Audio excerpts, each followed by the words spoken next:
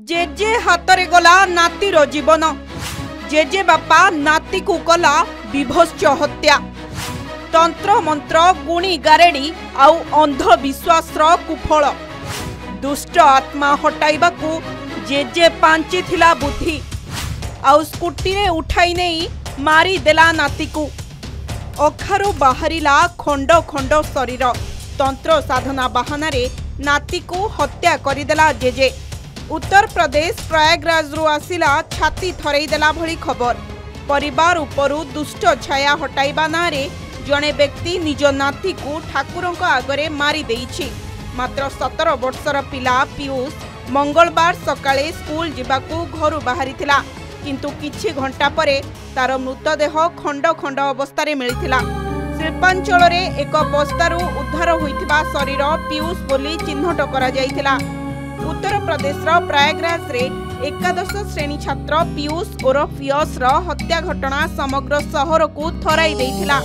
कौनसी शत्रुता किंबा डकायती जोगु नुहे, बरं अंधविश्वास पाई जणे निर्दोष पिला को हत्या करा जाइछि।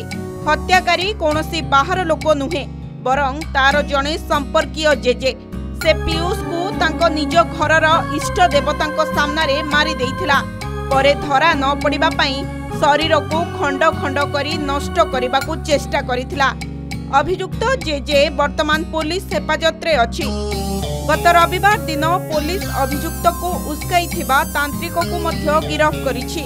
तांत्रिकर ना मुन्ना लाल। पचरा उचरा समय रे से एक आश्चर्यजनक कथा कहिछि।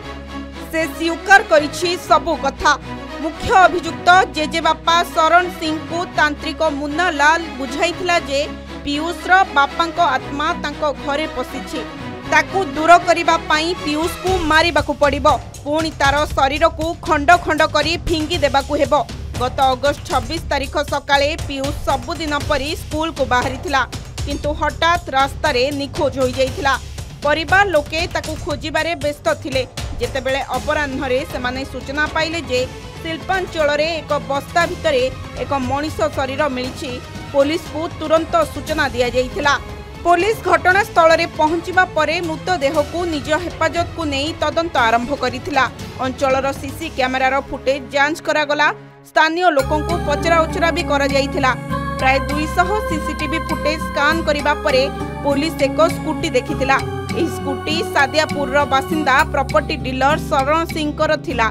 जेतेबेले तांकू हेफाजत को निया जाई पुलिस कटाकटी भाबरे पचरा उचरा कला। सबु सत बाहरी आसिला। आउ से सत थिला अत्यंत भयंकर। अभियुक्त शरण सिंह हेउछि पीयूषर संपर्कीय जेजे। किछि दिन पूर्वरु तार झियो और पुओ जीवन हारिथिले। एही दुई दुखद घटना जोगु भांगी पड़िथिला शरण सिंह। ता मन को आसीथिला जे निश्चित भाबे केही तार परिवार को गुणी गारेडी करिछि, जहा फलरे एभली अघटन घटिछि। एही कथा मने करी से तांत्रिक मुन्ना को भेटिथिला। आउ मुन्ना ताकू प्रतिश्रुति देइथिला जे ग्रह दोष एवं दुष्ट आत्मार प्रभाव मुक्ति पाइबा पाई जणे संपर्कीयक संतान को देवतांकू उत्सर्ग करिबाकू हेबो। शरण संदेह करिथिला जे ता साली अर्थात पीयूष को जेजेमा तांको परिवार उपरे तंत्र मंत्र करिछि।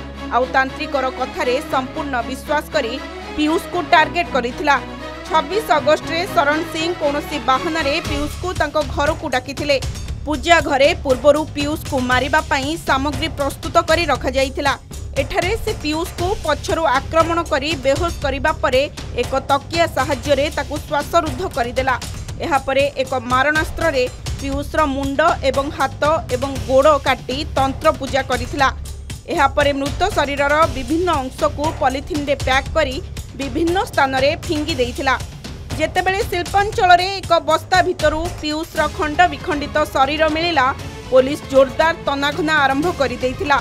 एपटे अपराध को लुचाइबा पाई शरण 100 रु अधिक धूपकाठी जाळिथिबा सह घरे सेंट स्प्रे करिथिला, किंतु पुलिस तनाघना करी सीसीटीवी सहाय्य रे 24 घंटा मध्यरे शरण सिंह को गिरफ्त करिथिला। तारी ठारू सूचना पाई पीयूष का मुंड एवं शरीर किछि अंश उद्धार करा जाइथिला। एहा सहित पुलिस तांत्रिक मुन्ना को मध्य गिरफ्त करिछि। जेरा बेले जना पड़िथिला जे पीयूष को मारिबाकू मुन्ना ही सबु प्लानिंग करिथिला। प्रयागराजर एही मामला केवल उत्तर प्रदेश नुहे बरं समग्र देश को आघात देइछि। एबे भी किभली गुणी गारेडी और तंत्र साधनार अंधविश्वास रे मनीष मनीष को मारुछि तार ये बड़ उदाहरण। ब्यूरो रिपोर्ट के न्यूज ओडिशा।